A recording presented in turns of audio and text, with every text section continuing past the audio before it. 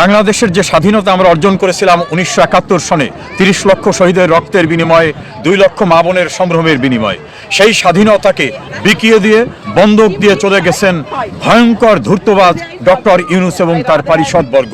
অতি সম্প্রতি বিদেশ থেকে তেল কিনতে গেলেও তাদের অনুমতি নিতে হবে, এই তথ্যটা প্রকাশ হয়ে যাওয়ার পরে দায় থেকে এড়িয়ে যাওয়ার জন্য ইউনূস ক্যাবিনেটের আইন উপদেষ্টা আসিফ নজরুল বলছেন এ বিষয়ে তিনি জানতেন না। এটা সম্পূর্ণরূপে মিথ্যাচার, কারণ যে কোনো চুক্তি ল মিনিস্ট্রির ভেটিং ছাড়া সম্পন্ন হয় না।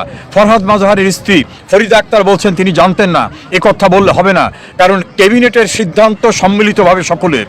যারা 24 সালে শেখ হাসিনা উচ্ছেদ আন্দোলনে বলেছিলেন গোলামি নাকি আজাদি, তাদের তৈরি যে দল এনসিপি, যারা সরকারের অংশ ছিল, এবং সেই দলের প্রধান ডক্টর ইউনূস এবং সেই সরকারের নিরাপত্তা উপদেষ্টা যিনি তারেক রহমানের ক্যাবিনেটের পররাষ্ট্রমন্ত্রী, তিনি স্পষ্ট করে বলেছেন এই চুক্তি করার সময় বিএনপি জামাত এই বিষয়টা কনসালটেশনের ভিতর ছিল। অর্থাৎ ইউনূস সরকার, বিএনপি, জামাত এরা সম্মিলিতভাবে চুক্তিতে সম্মতি দেওয়ার কারণে এমন পর্যায়ে গেছে বাংলাদেশের সার্বভৌমত্ব আর এখন নেই। বাংলাদেশ তেল কিনতে গেলেও পারমিশন নিতে হবে তাদের কাছে।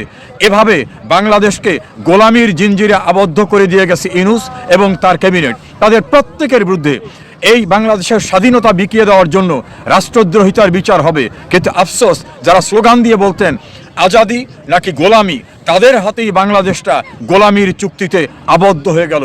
প্রিয় দেশবাসী, এই ভয়ঙ্কর চিত্র শেখ হাসিনা পূর্বেই বুঝতে পেরেছিলেন। তিনি বলেছিলেন যে আমি দেশের স্বার্থ বিকিয়ে দিয়ে কোনোভাবে ক্ষমতায় থাকবো না। যারা চিৎকার করে বলেছিল গোলামি না আজাদি, তাদের হাতেই বাংলাদেশের সার্বভৌমত্ব বিকিয়ে দেওয়া হয়েছে, এটা এখন স্পষ্ট।